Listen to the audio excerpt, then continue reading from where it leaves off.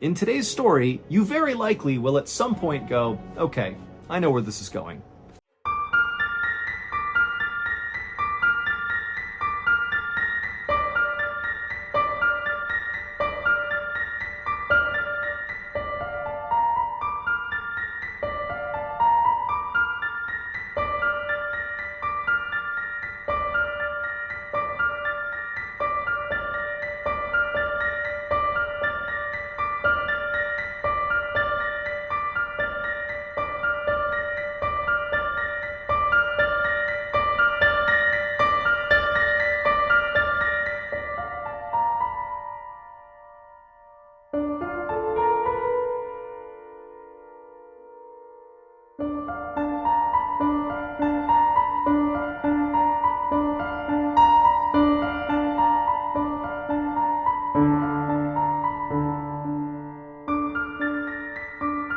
First, 1910, an American couple living in London, named Belle and Dr. Harvey Crippen, were hosting a small dinner party for two of their friends. The group had just finished their food, and they were now in the middle of a game called Whist, which is a card game, when suddenly Belle put her cards down and she stood up to tell a story. And Dr. Crippen saw his wife doing this and kind of knew what was going to happen, and he kind of gestured for her to not tell the story and please sit down and play this game, but she just kind of waved at him dismissively, like, please, leave me alone, I'm going to do what I want to do.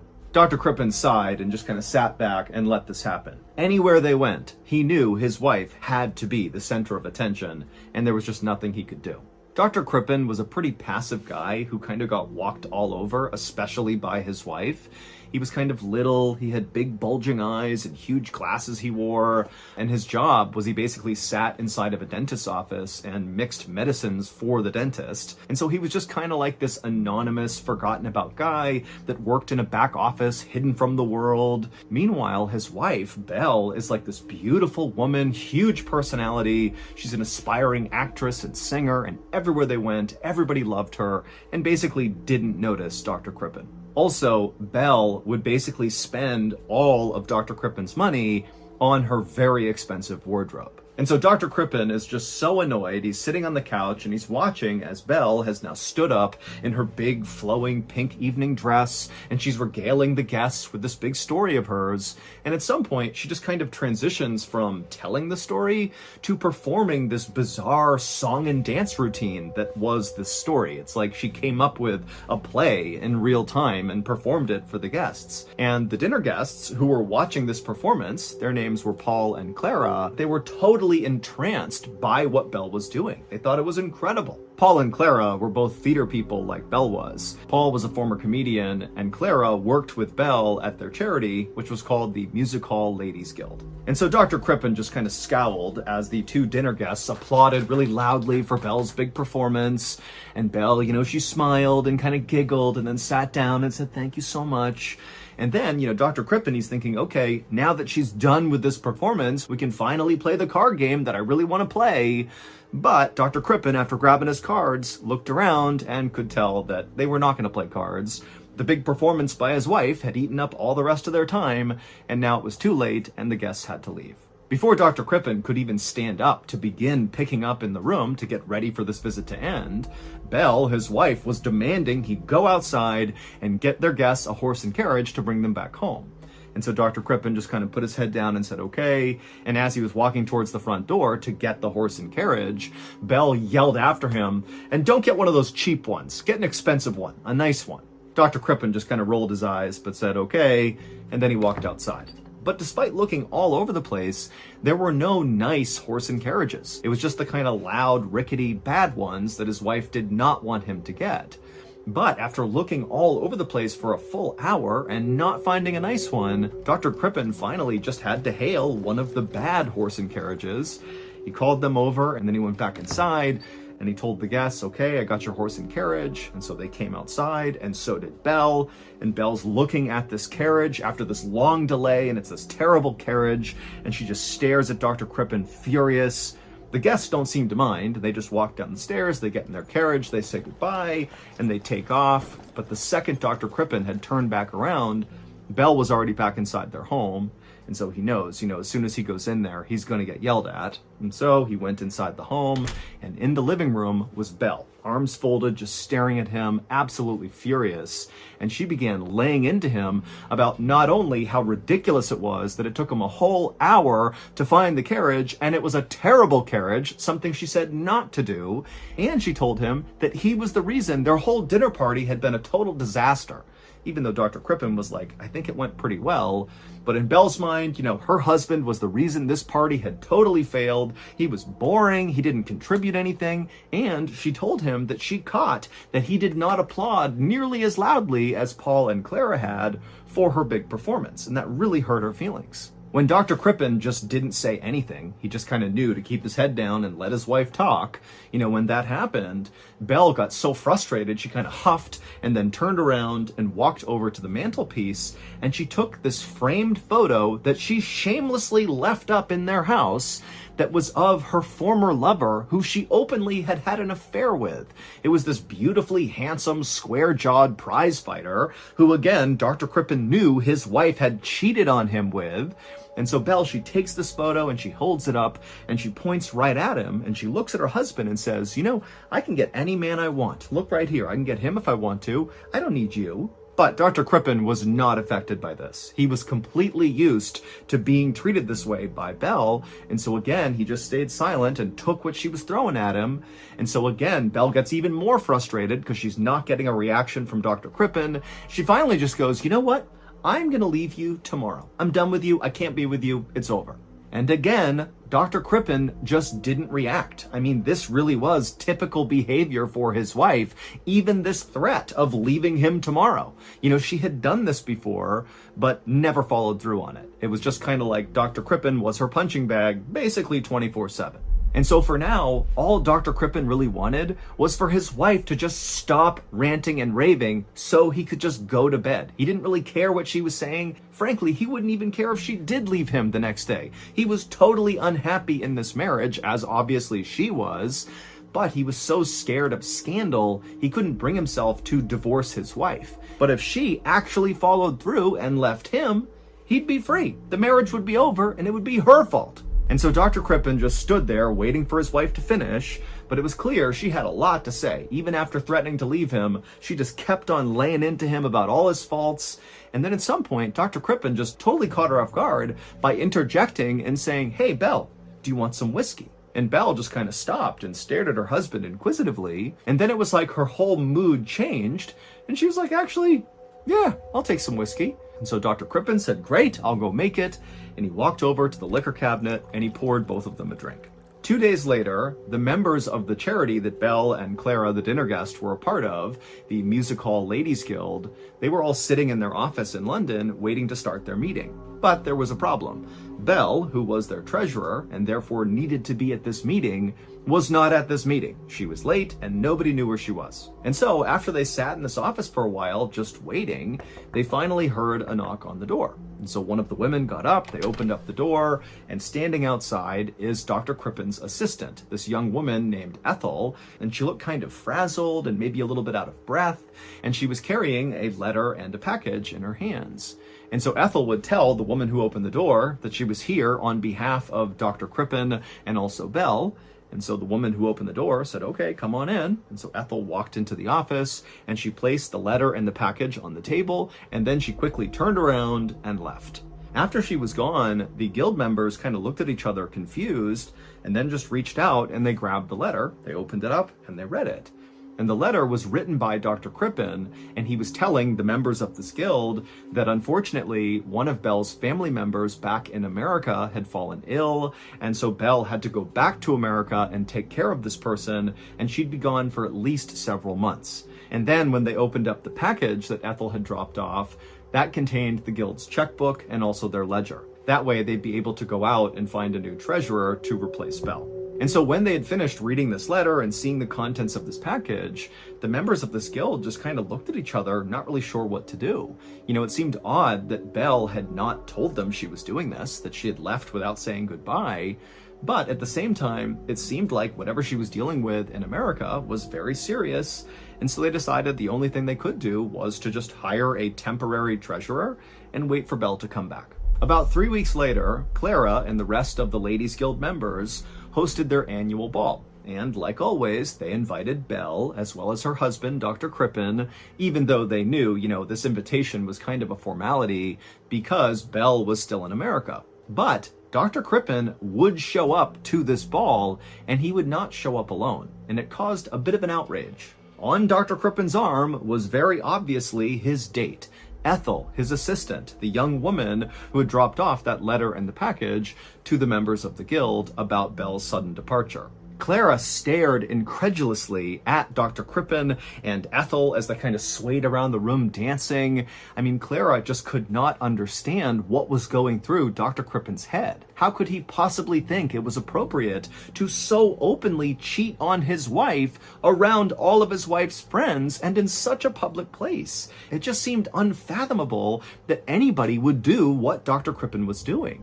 And so that night, Clara and the other members of the Ladies Guild, they got together and they decided that, because of Dr. Crippen's obvious infidelity, they could not invite him to be a part of anything to do with the Ladies Guild, at least not until they talked to Belle again when she got back. But Belle didn't come back. And she never wrote to any of the members of the guild or any of her friends. She just disappeared. And on March 20th, 1910, so roughly 2 months after Belle supposedly fled to America, Dr. Crippen came out and said he had just gotten some terrible news. It would turn out his wife, Belle, had fallen ill while in America, and she had died. When Clara and the rest of the Ladies Guild members heard about this, their disgust at Dr. Crippen's cheating quickly turned into suspicion that maybe he had something to do with Belle's early demise.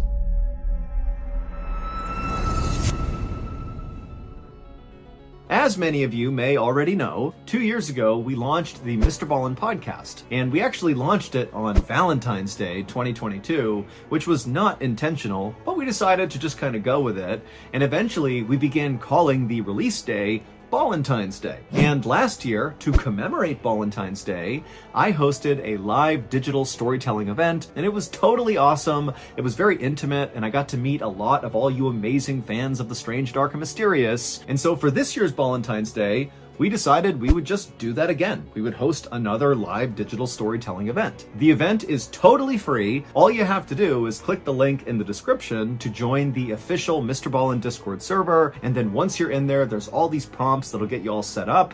And then on Ballentine's Day 2024, so Wednesday, February 14th at 7 p.m. Eastern, you will just click on the event within Discord and boom, I'll pop up on your screen and start telling you some stories. So again, the Ballentine's Day live digital storytelling event will take place at 7 p.m. Eastern on Wednesday, February 14th, only on the official Mr. Ballen Discord server. Oh, and one more thing before you go. Next week's YouTube video will have another big announcement about Ballentine's Day that I'm pretty sure you're all going to be very happy to hear about.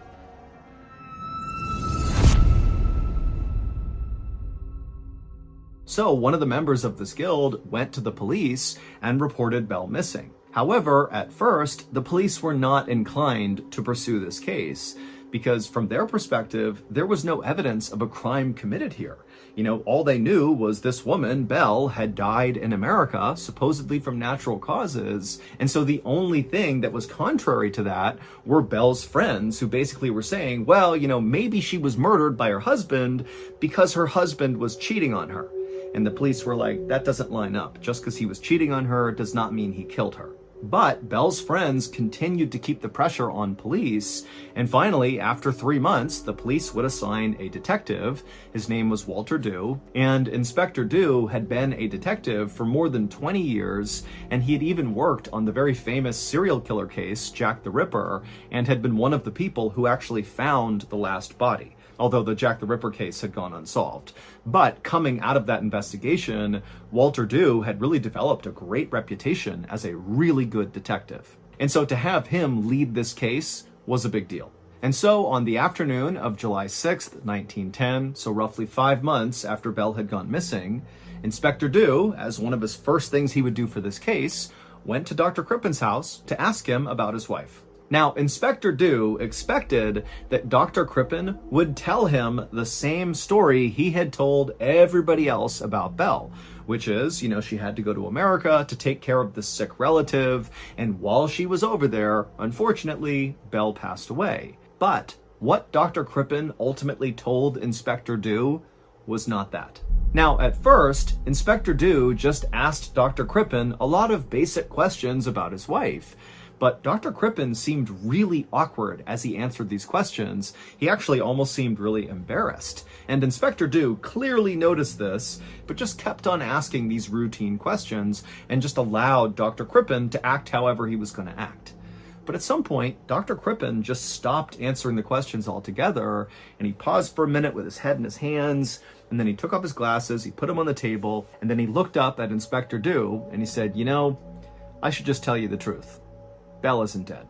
Dr. Crippen told the inspector that the day following that dinner party they hosted with Paul and Clara, that morning when Dr. Crippen woke up, his wife was gone, and all her things were gone too. She had packed up in the middle of the night and left without telling him where she was going. And so Dr. Crippen realized his wife had finally made good on the threat to leave him. Dr. Crippen said he lied about what happened to Belle because he was trying to avoid a scandal. He said that, while Belle was horrible to him personally and really mistreated him, she was really kind of amazing with everybody else, and everybody else loved her. And so Dr. Crippen really believed that lying about this would ultimately save her reputation and his own. So it was a win-win. And once Dr. Crippen was relatively sure Belle was not going to be coming back, that she really had left him for good, that was when he began openly dating Ethel, because he had actually been in love with his assistant Ethel for a long time, and he felt like now, with his wife out of the picture, he could finally love her out in the open, even though he admitted, nobody would actually understand the dynamic here, because everybody else thinks Belle is over in America, and here I am cheating on her. But, Dr. Crippen insisted to the inspector that this was the truth. He was not cheating on Belle. He didn't have anything to do with her disappearance. She left of her own accord, and here he was. And so after Dr. Crippen explained all this to the inspector, Dr. Crippen just put his face in his hands and just looked so ashamed and embarrassed, to the point where Inspector Dew really believed Dr. Crippen. I mean, this is a guy who has just poured his soul out about some of the most embarrassing things of his entire life, so he's got to be telling the truth. Also, Inspector Dew couldn't help but think to himself that Dr. Crippen was this little kind of passive-seeming guy who did not really seem capable of killing somebody else. But at the same time, Inspector Dew could definitely see a woman like Belle leaving Dr. Crippen the way that she did. Still, just to be thorough, Inspector Dew asked Dr. Crippen if he wouldn't mind allowing the inspector to search the property, because after all, this is a missing person case, and so we gotta check everything. Dr. Crippen said, absolutely, search my house, do whatever you gotta do, and Inspector Dew would do just that. He went all over the house, looked everywhere, and he would find nothing. So the inspector told Dr. Crippen that as of now, he believed his story and that basically the case was closed, but Inspector Dew really needed to talk to Belle in order to officially close the case, because right now, everybody thought she was dead, no one had heard from her, and so that was the one missing piece. And so Dr. Crippen said that was totally fine, and he and the inspector actually worked together to draft up this little advertisement that would go in newspapers in America that basically would say, hey, Belle, if you see this, you need to contact police in London because we're looking for you. And so after the two men had come up with the language they wanted for this advertisement, Inspector Dew thanked Dr. Crippen, said he'd be in touch, and then he left. But 5 days later, when Inspector Dew went to follow up with Dr. Crippen, he discovered that Dr. Crippen and his new lover, Ethel, his assistant, were both gone, and nobody knew where they were. And this changed everything about the Belle case. Inspector Dew couldn't help but think, Dr. Crippen and Ethel look like they're running from something, so probably they lied to me about their involvement with Belle's disappearance. And so Inspector Dew sent physical descriptions to all the newspapers and police stations all across Europe, and also he made a note to check all the ships that were bound for America in case Dr. Crippen and Ethel had decided to flee Europe that way. And while this big manhunt was just getting underway, Inspector Dew and his team went back to Dr. Crippen's house to do a much more thorough search. So police descended on Dr. Crippen's beautiful 3-story home on a quiet street, and they went inside and they tore apart everything. They flipped over mattresses, they opened up drawers and closets, they threw everything out, but they found nothing suspicious. But at some point, Inspector Dew, who was feeling really annoyed that he'd been totally duped by this doctor, he was walking down the basement steps in Dr. Crippen's house, and as he went down, he saw there were other investigators already in the basement conducting yet another fruitless search. But as Inspector Dew kind of turned the corner at the base of the basement stairs, he noticed the bricks that were laying in front of the fireplace that was in the basement just looked a little bit off, like they were maybe too new or something. And so, just kind of acting on a hunch, he walked over to these bricks that were laid out right in front of this fireplace, and he's looking at them, and he grabs a poker, one of the pokers you use to move the logs around in a fire, and he just began tapping on each of the individual bricks right in front of them. And with every tap, he would hear the solid thump sound that you're hitting something hard that is beneath this brick. But as he went along hitting each of these bricks, he eventually reached the kind of center of these bricks, and when he brought that poker down on one of those bricks, it made a hollow sound. Clearly there was something underneath these bricks. And so Inspector Dew is super excited. He calls for his team to come over, and one by one, they begin pulling up all these bricks. And after they're all gone, they see there's this perfectly smooth layer of clay that these bricks were sitting on top of. And so Inspector Dew called for a shovel. A guy brought one over, and Dew, he took one scoop with the shovel, and immediately this horrible smell began coming out of the ground that was so gross that the guys around Inspector Dew began retching and vomiting, and before long, the entire group of investigators had basically fled the basement to get away from this horrible smell. But after composing themselves, Inspector Dew and the rest of his team put handkerchiefs over their nose and their mouths, and they went back into the house, down into the basement. They grabbed that shovel, and they continued to dig, and after just a couple of scoops, they saw what was causing this terrible smell. In this clay pit, this hole in the basement underneath the bricks, were all these human body parts in the ground.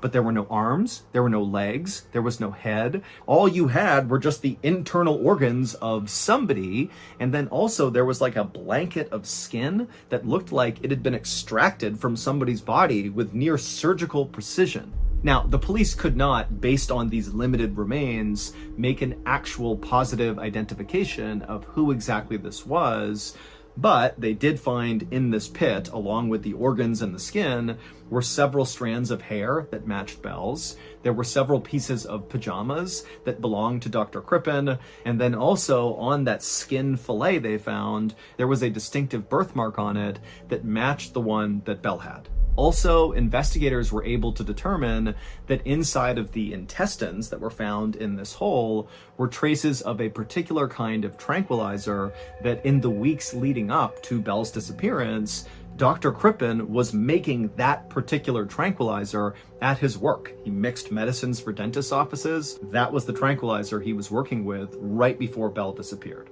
Shortly after these shocking discoveries were made, Dr. Crippen and Ethel were found on a boat trying to flee the country that way, and so they would be arrested, and so ultimately Dr. Crippen would be found guilty of murdering his wife, and he would be sentenced to death. As for Ethel, she would be acquitted of any participation in the crime. However, this was not the end of the story. Far from it. 100 years later, in 2010, a forensic scientist from Michigan State University fished out a piece of tissue from the remains found in Dr. Crippen's basement that had been preserved inside of a London museum. Now, this murder case had been officially closed since 1910, but the bizarre details of this case had never really fully made sense to a lot of people. Like, they didn't understand how or why Dr. Crippen had successfully disposed of his wife's head, her arms, her legs, all her bones. Those are all gone. Nobody ever found those. But he decided to keep her organs and her skin buried in his basement under loose bricks. That doesn't make any sense. Also, if Dr. Crippen killed his wife by poisoning her, which is what is suggested from all that tranquilizer that was found in her intestines, that basically he overdosed her, then why did he dismember her afterwards? The reason killers often kill with poison is because it makes the victim's death look a bit more natural. Whereas if you mutilate someone's body, then obviously someone did it and you're calling suspicion on yourself. And so did Dr. Crippen poison his wife and then just throw that out the window and mutilated her body anyways? It just didn't make sense. So this forensic scientist from Michigan State University decided he was finally going to get some answers to this case. And so what he did is he compared the DNA from the tissue he dug out to the DNA of one of Bell's grandnieces. And when he compared the two, he saw they didn't match, which meant the body that was found in Dr. Crippen's basement was not Bell's. But that wasn't even the weirdest part. It was determined following this test by this forensic scientist that the body in Dr. Crippen's basement wasn't even female. It was a male. But to this day, no one has ever been able to identify who that body was, and Bell was never found. All we know is an innocent man, Dr. Crippen, was put to death for something he didn't do. In February of 2000, a police officer in a small Missouri town stepped into an apartment where a man had just taken his own life. Now, this police officer felt bad for the guy, but at the same time, when he walked inside the apartment, he fully expected this to be a pretty straightforward and easy case. Man commits suicide, the end. However, after walking over to the body, the officer spotted something odd laying on the ground near the dead man's head. It was a book, and it was open to a page with writing on it. So the officer knelt down and read what was on the page, and it sent shivers down his spine. Clearly, this writing was meant to be found. But before the officer could flag this to anyone at the scene, another discovery was made. A videotape was found in the dead man's trash can, and when the police watched that video, they were not prepared for what they saw.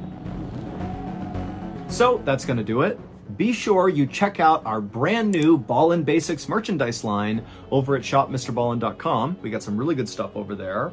And also, if you enjoyed today's story, be sure to check out our podcast called the Mr. Ballen Podcast, where we have hundreds more stories, a lot like this one, but many of them are only available on the podcast. Again, it's called the Mr. Ballen Podcast, and it's available on Amazon Music. Wait, don't go anywhere. If you're looking for more strange, dark, and mysterious videos, click here.